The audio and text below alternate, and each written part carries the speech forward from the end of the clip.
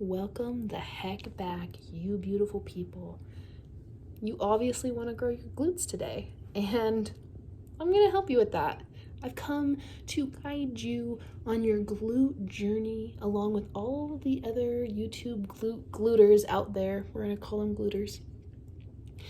And we welcome you back to fitness part of YouTube. Welcome.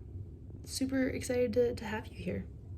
So I'm going to show you today my favorite booty exercises with the bands, the booty bands, the thicker the band, the thicker the snicker, if you know what I mean.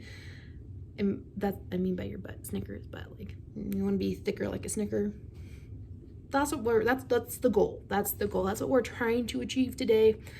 Honestly, when I'm really short on time, I refer back to these bands. My trainers had me do them, and you just die, but you die in a way that is good. It's like hurts so good kind of a situation. So that's the goal today. Here is to becoming thicker as a snicker, and grab your booty bands. Let's freaking go to the gym. As of note, there's 2 different ways you could do this exercise split, so please reference the description box below to look at that.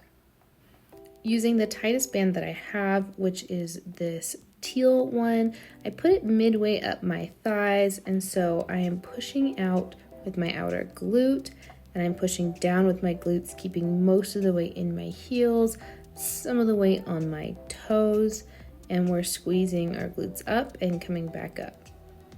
Notice how I'm squeezing my glutes a little bit in just to really get that activation, just kind of regaining my balance. And I'm exploding up. So I go down and I explode up. I wanted to add a little bit of a calf burner here. So I exploded the movement slightly more. And when I come up, I'm coming up on the balls of my toes. And you can see my calves are activating a little bit more.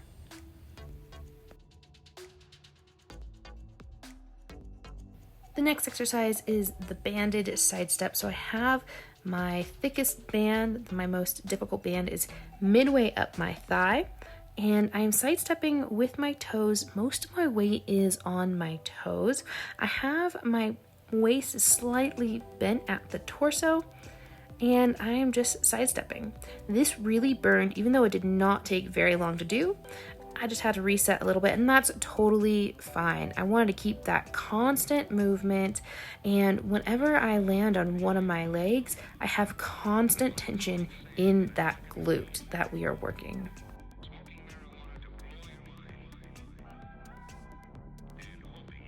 For this particular exercise, I really liked being on my toes a little more. I got more activation out of my calf, and I just felt like a more overall leg burn from my glutes, my quads, my hamstrings, and my calves. The focus here is to keep constant tension and constant movement, but I had to reset myself a few times when I noticed my form was slacking or my steps were getting smaller. You don't really want to get smaller steps because there's not as much tension. So that booty band is midway down my thigh, right above my knees this time, and we're just doing some kickbacks now. I was able to balance just on one foot. However, if you need to hold onto a wall, hold onto a pole during this, that's totally fine too. I wanted to challenge myself, my balance, and really focus on my core during this, so it worked out really well for me.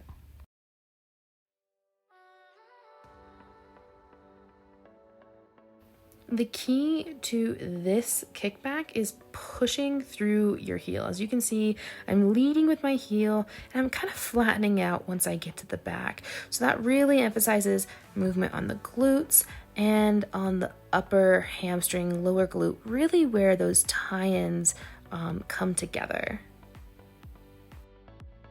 One of my most favorite aspects of trying to balance on one leg, even if you aren't doing kickbacks, is that it really can help with your ankle mobility and help strengthen your ankles, increase your proprioception.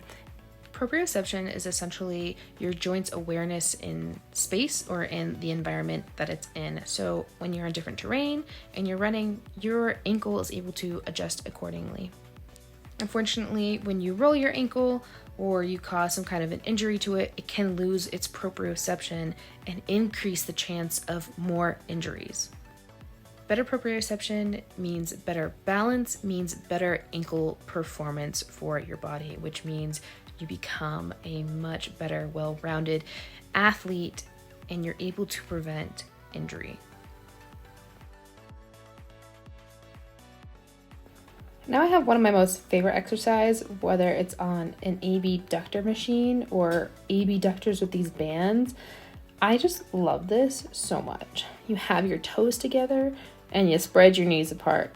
Take that as you will, but Lord, is it effective for the glutes. Whew. And you really don't need such a big movement like I am doing here. I'm pushing my band to its limits just because they are not as elastic as they once were, but it is very effective and I feel such a burn right now in my glutes. The best positioning for your band is the one where you'll get the most resistance. So the further the band is away from the joint that you are exercising, activating, which here it is the horizontal axis. So the further away from that joint increases the amount of resistance and will increase and activate the most amount of motor neurons to break down the muscle tissue. A little tidbit here is that I have my hips slightly tucked in under me so I can get more activation from my glutes. My back isn't completely straight, it's just slightly in so we can get more involvement from the glute muscle. In order to tuck your hips in, you should really be using your lower abdominals to help squeeze, get that balance in. Once you do this enough and you practice this enough, this will also help your hip thrusts. If you have any back pain, really activating that lower rectus abdominis will help with that back pain, stabilize your core a little bit more, and honestly, it's just benefit after benefit. So just by slightly tucking in your stomach, your hips, you will really increase the activation of your glute muscles, increase the activation of your core, and you're just hitting a bunch of different muscle groups when this is really truly a glute dominant exercise. Win-win. The last exercise here is a glute bridge with the abductor. So we are pushing up using our full rounded glutes, and then with the abductor you're still hitting that side booty. If you're getting any back pain with this, make sure you're really tucking in your hips, activating that core, rounding out the small of your back so it's not so curved.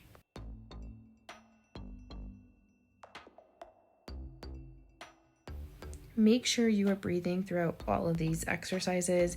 One thing my coaches are always telling me is to keep breathing because my face will get very red because I get so focused on the actual exercise itself and I forget to do the most humanly thing and breathe. So don't forget to breathe.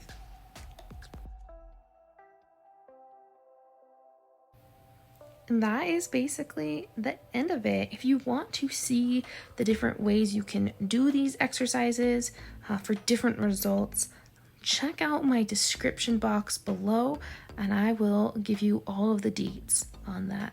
In the meantime, we will see you in the next one.